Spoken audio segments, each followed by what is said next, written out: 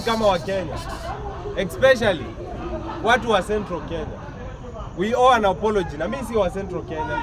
We as Kenyans owe an apology to the ODM party and to Raila Amolo Odinga. And I'm saying that as a Gen Z. Nasema hivi kwa sababu gani? This man has fought for this country for a very long time. Sahi watu wanasema Raila amepotea, ameenda serikali, sijui imekuaje. Ongea. But the same people. The same bwana, kuna point. The same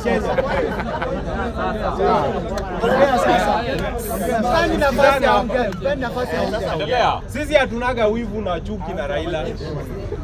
Huyo mzee amjawahi mpea kura. Oh yes. Na hiyo ni mbaya. Amwezi sema ati Ruto was so good and Raila was so bad. Hiyo maneno ya kusema Raila was never an option inakuwaga kitu kingine hatuwezi elewa. How was he not an option? How was Ruto an option? Mnajua makosa yake yote, mliambiwa kila kitu. Mkasema huyo mwizi ndio mnataka. Uko sawa? Lazima tukue neutral leo. Wewe dakika nyingine 5. Lazima tukue neutral leo. Raila hakuwa na shida. Na hata yeye labda amechoka na kupigania Wakenya.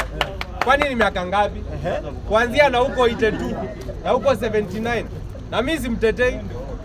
Ni ma-activist wangapi Kenya wako na 20 years kwa hii activism? Raila is the only living activist mwenye amefanya activism for like 40 years. Hao wengine wote si walichoka. Wengine wakaenda wakaitisha viti za ugavana, wakaiba pesa, wakatolewa. Wengine wakaenda wakaangua kwa ballot. Ni activist mgani leo ako uhai mwenye ako strong kama Raila? Ni sawa, alienda kwa serikali, alitusaliti, ni sawa. Lakini we need to give mzee his flowers. Na mimi siko hapa kumsifu, nasema tu kweli. There are Kenyans in their understanding.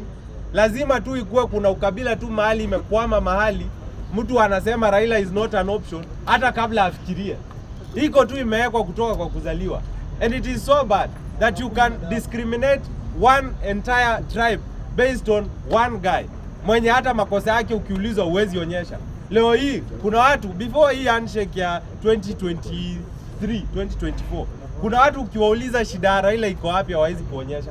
Ni sawa leo tutasema ametusaliti. Lakini before then, mbona hamkuwa mnampea kura?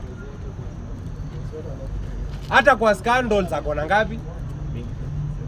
Ukimlinganisha na huyu jamaa mwingine kwa mauaji na huyu jamaa mwingine, we need to be factual and we need to be on point as Kenyans. Yes, going forward we need a different generation that is tribeless. But hatuwezi sema tribeless ati tuangalie mambo ya ukabila na kuna kabila fulani 1, 2, 3 zimekataa kupigia Wajaluo kura miaka na miaka. Hapo sasa mtasema aje hakuna ukabila hii Kenya na bado kuna watu wanapiga ukabila. If we are to be honest na tumalize ukabila.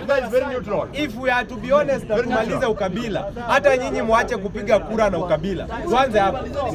Msipige kura na ukabila. Kwenda hapa mbele 2027. Usifikirie mtu ni kabila fulani before umpe kura. Akisimama Mkisii mpe kura, akisimama Mluya mpe kura, akisimama Mjaluo mpe kura, akisimama Mmeru mpe kura. Hii maneno ya kusema sijui ukabila nini, alafu nyinyi bado mnapiga kura kwa ukabila, hiyo nayo haitaweza.